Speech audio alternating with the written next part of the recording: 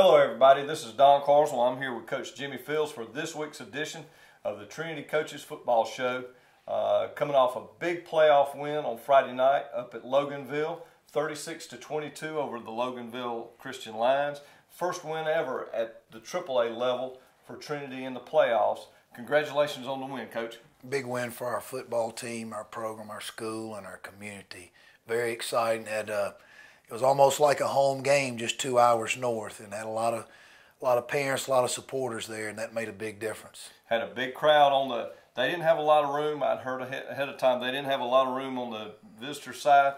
But if you look down, and Barry and I were doing the game for TV 35, and you could look down and you could see a smattering of Trinity folks on the home side as well. And it was a great supportive crowd there, and the team played like they were at home.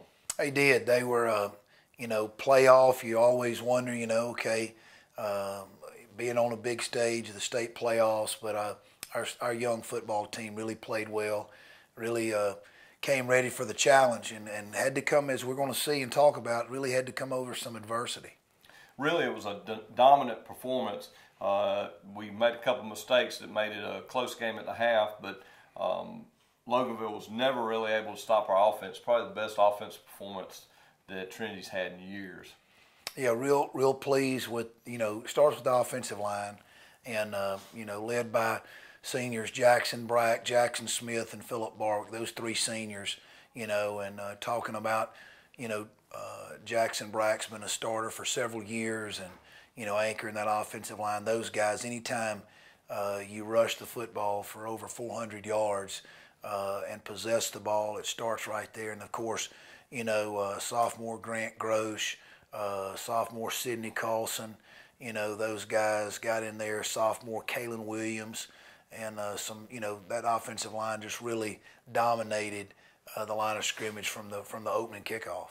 I know the old coaches up in heaven, hopefully they're in heaven, Bear Bryant and Woody Hayes and, Vince Dooley down here, and some of these other guys, they'd sure be proud to see a team do what you did and roll up over 400 yards and only throw it 4 times and not one single pass the second half. Yeah, I tell you, when you're running the ball and it's real simple. It's not rocket science, you just continue to do what the kids are being successful with, and our kids were being successful just at a few things. So, we just kept the ball in their hands and literally, they took control of the game. Well, that win leads us to being back on the road, but this week we're headed south and a couple hours south to play defending state champion Valwood Valiants on Friday night down in Valdosta. Tell us a little bit, we'll talk about them before the show's over, but just give us a little preview of what to expect on Friday. Very explosive offensive team. Ashley Henderson, the coach there, several years of, following the lines of the Valdosta tradition. Valwood is a year in and year out a dominant football program in the GISA. We played them a couple of years ago when we were in AA, and they went on to win the AA state championship back in, I believe, 2012. But a growing school has moved up to AAA, and like you mentioned, defending state champs, they won it all last year at the AAA level. So we'll see a lot of speed on the field. A lot of size too, and we'll talk about that. But a big challenge. But we're in the final 8, and from here on out, it's going to be big. That's right. Well, we'll be back with those first half highlights after this break.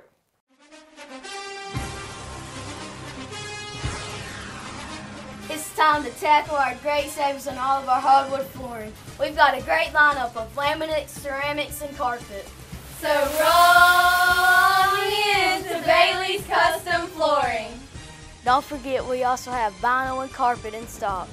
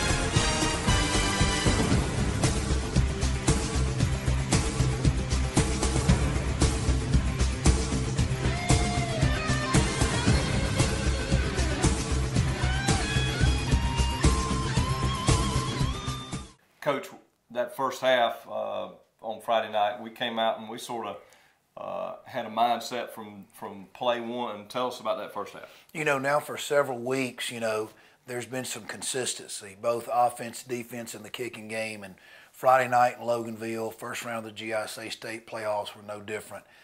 We came out and set a good tone and kicking game. Colin Crozier did a good job, his best job of the year, kicking the ball. And these hard squib kicks, they were hard to handle. He put a lot of mustard on it and did a great job, and that's huge for us, and setting field position. And our defense, bended a while, there early at times. Their passing game was somewhat effective through the course of the night, but our defense rose up and when they had to make plays, did so. Like we said earlier, our offensive line really established a presence there early and often, and was able to get off to a good start, a 7-0 lead there in the first quarter, then building on that to a 14-0 lead before we ran in and kind of created some of our own adversity.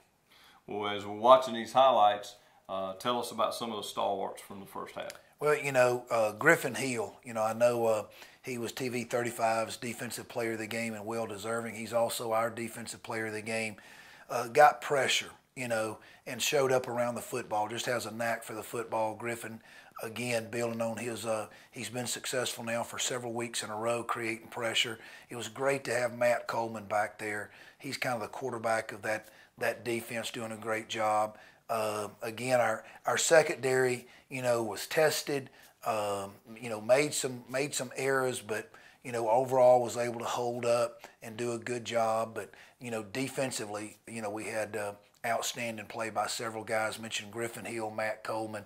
Those defensive linemen, sometimes guys, maybe their stats, but, Sidney Carlson, Kalen Williams, Jackson Brack, maybe they don't get the stats, but they're creating a new line of scrimmage for, our perimeter people, whether it be Ken Taylor and Chase Autry and Garrett Dixon and Griffin Hill and those guys to come in and make tackles. So real proud of the defense, the way they set the tone. Well, I know Barry and I were talking before the year, and we were talking about, you started off the year, you felt pretty good. You had an experienced fullback, young guy Blake Purvis. And then you had David Skeeters, who looked like he was going to be a good 1-2 option with him. And then Matt Coleman was doing a good job. And lo and behold, we're in the first round of the playoffs, run for 400 yards. And those three guys, I know Matt had one carry at the end of the game, but really those three guys aren't even a factor. Tell us about your rotation at fullback. Well, it's now for the second year in a row. We ran into this last year with some injuries, moving Tyler Fennell. And Coach Thinkbell, our offensive line coach, gets nervous each year where we steal one of his better offensive linemen. And we had to do it this year, getting Chase Autry. And this is, I believe, his third complete game playing fullback. And he's doing a great job for a high school kid, playing a new position, learning each week. I think anyone who's ever watched him play either football or baseball knows his determination and the kind of dedication Chase has. But he's done a phenomenal job running the football, running with a lot of authority.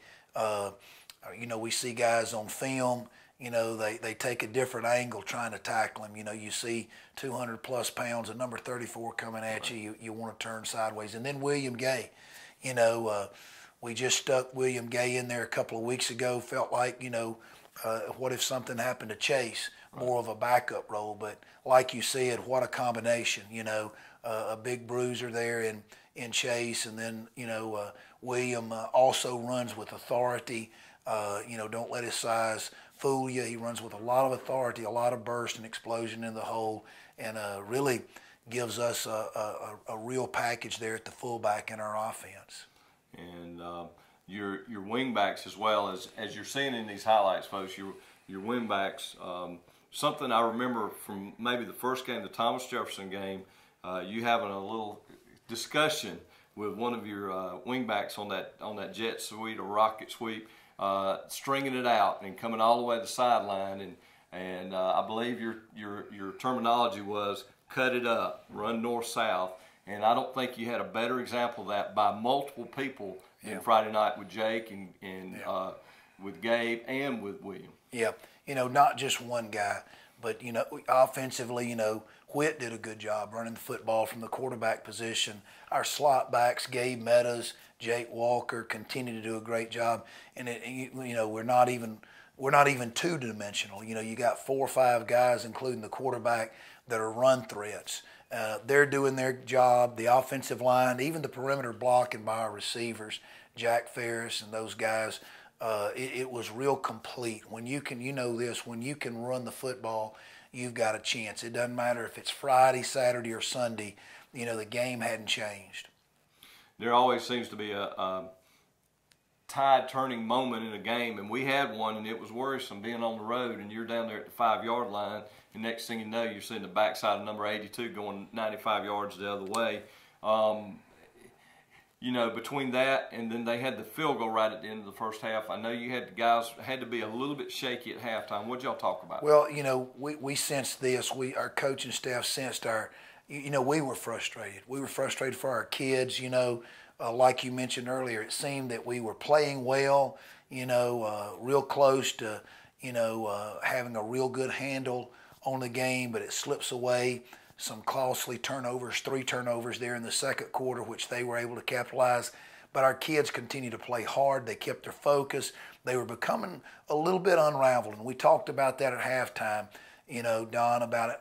Basically the halftime was making some adjustments, making our normal little X and O's and the things you draw on the board there, the tips and reminders. But the big thing was mentally, know who you are, know what you do. And just be true to who you are. Don't panic. Don't, keep your composure. And certainly, come playoff time, those teams, those players that can, keep their composure, because adversity is going to come. Sure. I mean, playoffs, there's going to be some teams make some plays and some things happen, and how you handle adversity. I thought our kids handled adversity, even though we were down 15-14, had a couple of big plays. Gabe Meadows made a big play when they went for 2. On a key 2-point conversion. Obviously we're disappointed they had just scored, on a big play, but Gabe came up and made a big stop. Freshman David Coleman comes up.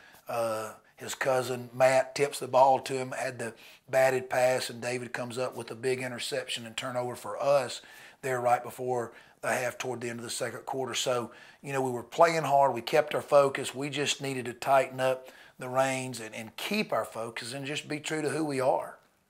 Well, we ended up that first half, the only place we trailed was on the scoreboard, and we had dominated time of possession, we had dominated yardage, and I know you had to feel good about that. So we'll come back in a moment and look at the second half highlights.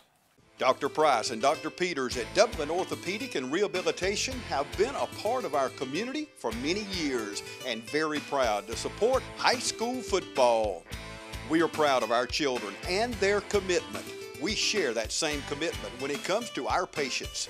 You'll always be a winner at Dublin Orthopedic. No referral ever needed. Just call us today at 272-3022.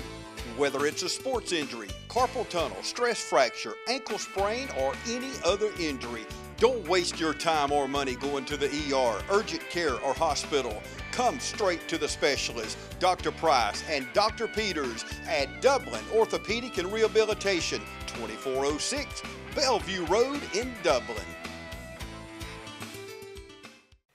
Well, the second half started with us getting the ball, and they had a strong-legged kicker. We didn't have to worry much about returns, but we started on our 20. And tell us about that drive. 15 plays, 2 tight end. You have several plays coming out of halftime that you're considering, but really it was just one play. It was our fullback belly and then the keep off of it that took us down the field.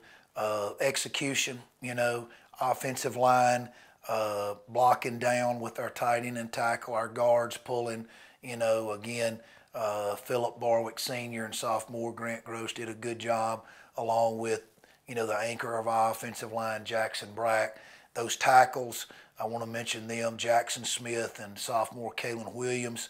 Our tight end, we were using a 2 tight end set, so not only Sidney Carlson, but also Jack Ferris. And William Gay, when he wasn't at fullback, was playing some tight end. So those guys did a phenomenal job of executing just a very simple base play. that we've been running now for a couple of years now here at Trinity, and just executing right down the field. You know, it was a physical.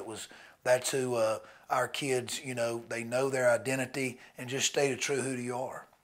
Well, the old axiom is run the fullback until they stop the fullback was very true on that drive. You also found another little set that was really working, and that was when you put the twins out and you ran that keeper with Witt. They never figured it out the whole night, and that ended up being a very productive play for you. Yeah, he did a good job of, you know, executing that, you know, riding the fullback in there. And again, it's similar to our veer package, the veer wing, the wing bone. Just, you know, run the football, establish, try to get angles, blocking angles on the defense. And again, you can draw it all up. You can go to clinics. You can study it. Your kids can learn playbooks. But as you and I know, Don, you got to line up. You got to come off the football, and you got to execute. And I know our coaches, our fans and parents, the whole Trinity community family was so proud of our kids, the way they came out and really, you know, imposed their will, you know, on a good football team there at Loganville. Well, I know it's the situation when you got a team as explosive as they were, and if it was a track meet, we'd have been in trouble because they had speed all over the place. But when you come out in that first drive, we looked up, and when we scored that touchdown, there were 6.5 minutes left, which meant we had ate up 5.5 minutes. It frustrates an offense, an explosive offense like that. And then your defense came up, and they came out there to play, even though they've been sitting. Well, some of them have been sitting. A lot of them have been playing on offense. Yep. So tell us about that first drive for Loganville. I mean, 3 plays and punt. You know, no better way you could draw it up. Come out the opening drive, have a long, sustaining drive that results in a touchdown in the red zone. Also, you know, going for 2. You know, because of their 2 scores, we found ourselves at 15-14. So when we score, you know, when you're running the ball that well, do you kick the extra point, you're up by 6, or you go ahead and go for 2 and go ahead and you know, get up by 7. So it was no doubt the way the kids were playing. They called that. So they go for 2, they get it, and then our defense comes right back, continues to set the tone, you know, by 3 plays and out, playing very physical. You know, their quarterback, you know, I got to mention our folks who were there saw it, a big 6'4", 6'5" kid. We had some trouble at times getting pressure on him. He was taking the quick drops and being able to release the football very quickly. And so they were getting some throws downfield. We pretty much shut down the run game, and then did get pressure to him when we had to. Our defensive backs out there on islands, they missed some plays, but they made some plays. And then it allowed us to get the football right back and to keep the football for the remainder of the third quarter. So they had it for 3 plays during the third quarter, and that was big. It was a dominant third quarter, and probably as dominant as we've had all year. And it was really when the game was in balance. When you started that third quarter, you're down, but we felt good because of what we've been able to accomplish offensively the first half. But to go out, I know you could not have drawn it up better to score twice and use up basically 12 minutes of clock as well. Yeah, you know, time of possession's everything. You know, I didn't realize, you know, you start looking at stats, we had 70 offensive plays. And, you know, that's good, but more importantly than the 70 offensive plays is that huge time of possession. Right. You and I have talked about before, to where whether you run 45 plays, 40 plays, or 70 plays, you want those playmakers on offense for your opposition standing on the sideline or playing defense in this case. And because of a strong offensive line, and again, our offensive player of the game that we chose, we chose our entire team. You know, of course, Chase had a big night, rushing for almost 190 yards on 30-something carries, and that's to be commended. You know, what a job he's done. But you know, the entire offense. It was an effort from everyone. So we went to the fourth quarter, closing in on another score, and with a good lead. We'll be back in just a moment to look at those fourth quarter highlights. Back to back at Dublin Nissan, we've been honored 2 years running with Nissan's Award of Excellence. Thank you. Thank you. Right now, save up to $5,000 off an Altima or Rogue. Save even more with up to $7,500 off a Maxima or Murano. Dublin Nissan has the winning team. From parts and service to sales and finance, Dublin Nissan is truly the only dealer you will ever need. So, Coach, we're up. We scored to start the fourth quarter, and that puts us up 2 touchdowns. And they come back, and they're having a little bit of success, and it's going back and forth. And then we break off a big play, and it seemed like you could feel the air go out of the whole stadium before we scored that last touchdown. Yeah, I thought we had a little adversity there in the fourth quarter. Sometimes there'll be some calls. We got some calls go against us, but that's part of football. That's part of life. And as frustrated as maybe myself and the other coaches were, our kids weren't frustrated. They did exactly what they set their mind to do coming out of halftime. Just remember who they are and stay true to who they are, and just do what they do. They continue to do that, and we got it to a 3-score game. It was tough. Again, there was some adversity. There was some calls that extended their drives a couple of times. There was some a tough call that went against us on what was ruled a fumble, and but we overcame. We kept our kids kept their focus, stretched it to a 3-touchdown lead. And again, our offense it was a matter of, they weren't going to be able to stop our offensive line surge, and we were just able to run the clock out. Well, once again, it was a great win for the Crusader Nation, and it puts us into round 2, the Elite 8. We're down to 8 teams. If we'd started the year, I know your goal is to win the championship, but I think you'd be, with this young team, we're still an awful young team, and if someone told you, well, you're going to lose about 10 starters, and those 10 starters really are about 13 or 14 positions on the field, but you're going to be in the Elite 8. You took that, wouldn't you? We're excited. Our kids, their goal each year here at Trinity is November 18th, the state championship game. It's no different this year. And, there's been injuries and there's been some adversity, but so proud of our young men, the way they've grown and matured through the year. They continue to do it each week. And very proud, of what they've accomplished thus far. But, they're still hungry. They're not done. I believe that, and looking forward to a big week of preparation against a big challenge in Valwood. A lot of people say, what do you, Valwood defending state champs, sure.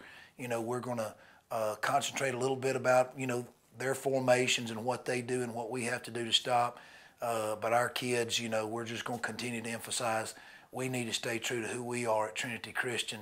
Our Crusaders being a very physical football team, executing, playing together as a team, very unselfish. One week it might be this kid getting the stats and getting player of the game. The next week it's somebody else. Right. Very unselfish play from these 38 kids. Even the kids who are hurt, are out there, whether it be being ball boy or doing whatever they have to do at practice to help. And it's a total team effort, and couldn't be prouder. Well, I know one nice thing is by extending the season like we've had, you've been able to get some guys back. I know it was good to have, as you mentioned, Matt and Grant Gross back. Are we expecting anyone else to be back this week? Possibly Will Clardy. He's coming off a pretty tough shoulder injury from a couple of weeks ago, so not sure. I tell you, Matt, we were unsure of last week. But we didn't really know right up until game time. And he went out there actually that first series, and, we were watching him close, and then you just kind of forget about him because he plays. Right. And very proud of him. Not just him. We've had several kids play through some pain, and nothing more you could ask for. The lessons they're learning each Friday night, overcoming whether it be injuries, different type of adversity, is going to carry them far beyond the football field. Just real proud of our Crusaders. Well, I know I had someone out in the community say, well, what's going to happen Friday night? Valwood's this, Valwood's that. And I told them this. I said, if you watch this team play the last 6 weeks, it doesn't matter who we match up against. We're in every game. The way we play, the passion that they play with, what you've been preaching, but the passion that we played with, we've eliminated giving up a lot of those big plays, and we've learned to make big plays on offense. That's one of the biggest differences. We had a lot of big plays the other night, and with those things in mind, we look forward to the game Friday night, and it's going to be the game of the week once again on TV 35. So listen out for that. In Valdosta at 7:30 on Friday night, we're hoping the Crusader Nation travels again, and we'll see you next week for the Coaches Show. Thanks.